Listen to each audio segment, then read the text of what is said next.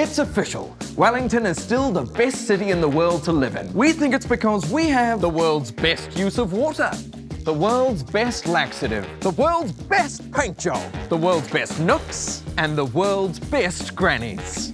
Cranny, what's a cranny? Oh, okay, so this is a cranny. Ooh, the world's best insect-inspired architecture and the world's best film production!